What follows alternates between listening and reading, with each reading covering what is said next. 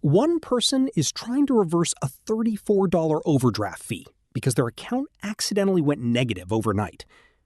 The other person walks past the front desk, gets greeted by name, and is escorted into a private office where a banker offers them coffee and discusses investment opportunities.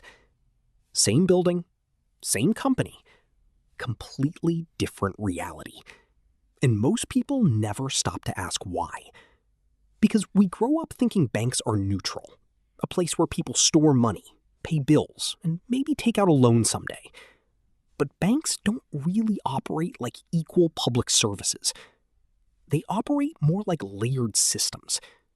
And depending on how much money you have, how stable your income is, and how valuable you appear to the institution, the system around you changes. At the bottom, banking feels stressful, rigid, and expensive. At the top, it feels smooth, flexible, and oddly convenient. And today, we're going to walk through the hidden financial ladder most people never notice, the 8 levels of banking, and how your experience changes at every stage. Because once you understand how the system actually works, you start realizing something uncomfortable. The financial world becomes easier the more money you already have. Level 1. The survival stage. This is where financial stress feels constant. Your account balance lives dangerously close to zero. Sometimes it drops below zero. And once that happens, the system reacts immediately. Overdraft fee, declined transaction, low balance warning, another fee. What makes this level brutal is not just the lack of money, it's the instability. Every purchase feels connected to every other purchase. A forgotten subscription can trigger a chain reaction. A delayed paycheck can suddenly create 3 separate fees in one day. And for people who've never experienced this, it's hard to explain how exhausting it becomes mentally. You check your banking app constantly. You memorize payment dates. You calculate transactions in your head while standing in grocery store lines. You start treating every small purchase like a strategic decision. Not because you're irresponsible, because the margin for error is tiny. And here's the part many people miss. Banks often make enormous amounts of money from customers at this level. Overdraft fees alone have generated billions of dollars over the years, which creates a strange reality. The people with the least financial flexibility often pay the highest financial penalties. And at this stage, the system feels completely impersonal. You're not talking to relationship managers. You're dealing with automated alerts, customer service scripts, and algorithms that classify your account as risky. The system isn't designed to understand your situation. It's designed to manage risk efficiently. That's level 1, financial survival. Level 2, functional but fragile. Now, maybe things improve slightly. You're no longer overdrafting constantly. You have some money left after bills, but there's still very little cushion. This is the stage where many people appear financially stable from the outside, while secretly feeling stressed almost all the time. Because one unexpected expense can still create chaos. Car repair, medical bill, job interruption, and suddenly everything becomes unstable again. At this level, banks start charging maintenance fees if your balance stays below certain minimums, which sounds small until you realize what it means. If you already don't have enough money, you may literally be charged for not having enough money. And the psychology here matters, because people at this level usually aren't thinking about investing or wealth building yet. They're thinking about surviving the month comfortably. That changes your entire relationship with money. You become reactive instead of strategic. Short-term decisions dominate everything. And when people live financially month to month for years, stress becomes normal. That's important, because chronic financial stress changes behavior. It affects sleep, focus, confidence, even decision-making itself, which is one reason escaping this level can feel incredibly difficult. Not because people are lazy, because survival mode consumes mental energy. Level 3, stable income. Then, eventually, something changes. Maybe you land a better paying job.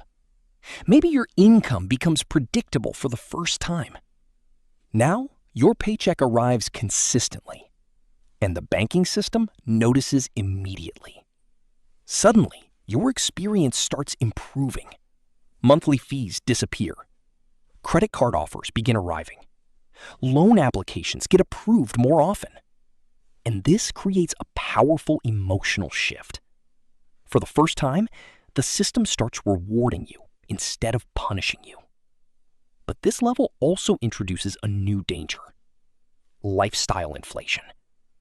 Because when people finally feel financially stable, there's a strong temptation to increase spending immediately.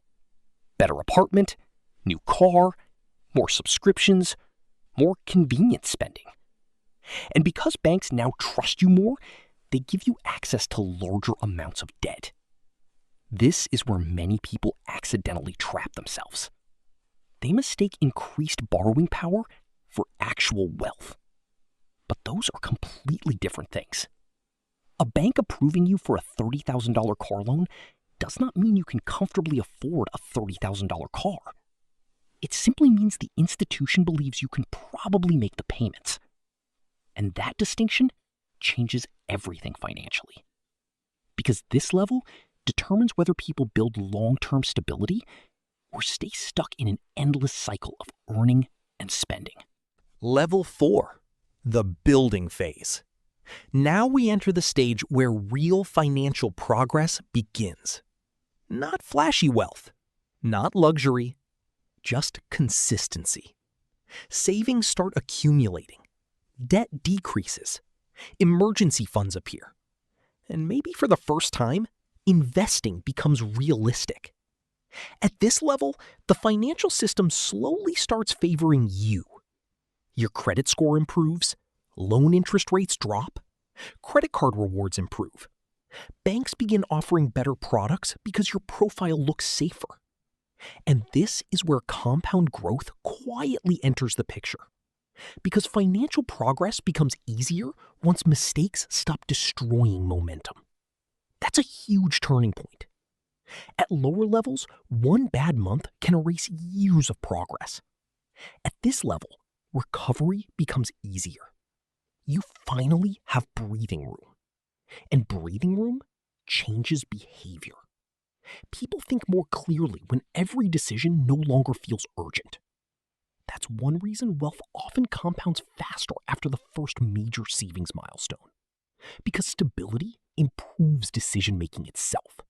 Level 5, preferred customers. Once your savings and investments become significant, the experience changes again. Now, banks start actively trying to keep your business. Customer service becomes faster. Fees get waived more easily. Higher-end credit cards become available. And sometimes you're assigned a dedicated banking representative. This is where people first notice something strange. The rules suddenly feel more flexible. Problems that once took weeks now get solved quickly. Exceptions become possible. And you realize the financial system was never truly rigid. It was conditional. Flexible for some people, strict for others. That realization is important because many financial advantages aren't obvious publicly. They appear quietly through faster approvals, lower rates, and easier access. And over time, those invisible advantages compound dramatically. Level 6, high net worth. At this point, the relationship changes completely. You may now have hundreds of thousands of dollars invested, possibly more.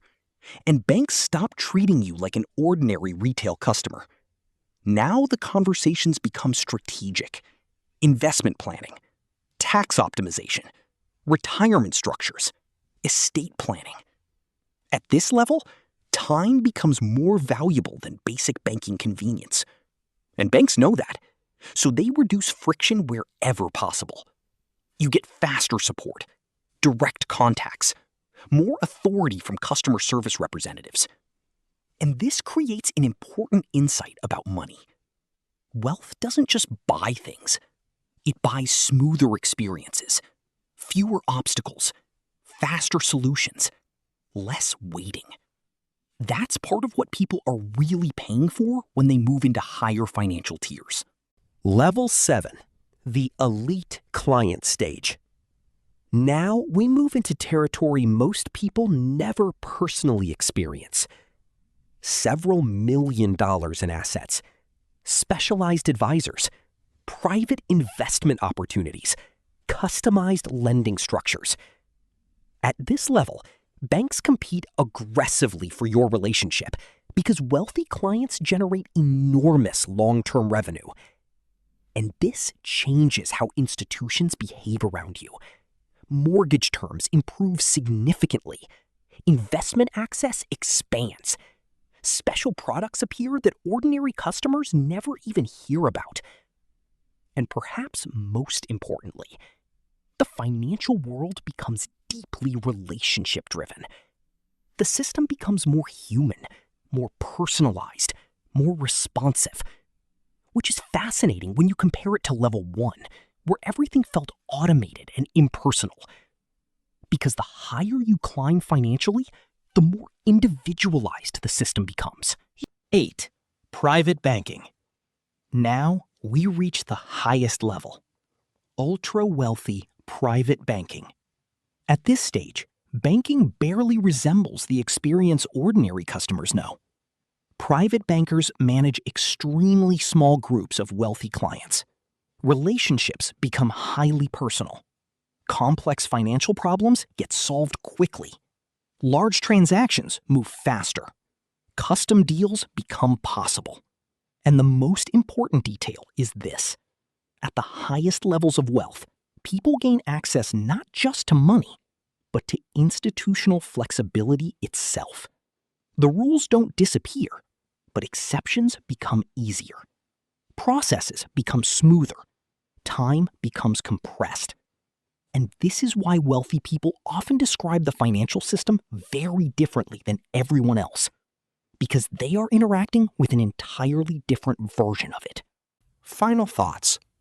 Now, hearing all this can make people angry. And honestly, that reaction makes sense, because the system often feels backward. The people under the most financial pressure usually receive the harshest treatment, while the people with the most resources receive the most flexibility. But understanding this system is still valuable, because once you understand how financial institutions think, you can start making decisions differently. You stop viewing money only as spending power and start viewing it as leverage, as stability, as access, as protection against stress, and perhaps most importantly, as a tool that changes how the world responds to you. The biggest financial shift most people experience is not luxury. It's moving from survival mode into stability. Because once that happens, life becomes less fragile. Mistakes stop feeling catastrophic. Time horizons expand. Opportunities increase. And slowly, the system stops working against you. If you enjoyed this video, subscribe for more content about money, psychology, investing, and how financial systems really work. And let me know in the comments, what do you think is the biggest hidden advantage wealthy people have that most people never notice? Thanks for watching, and I'll see you in the next video.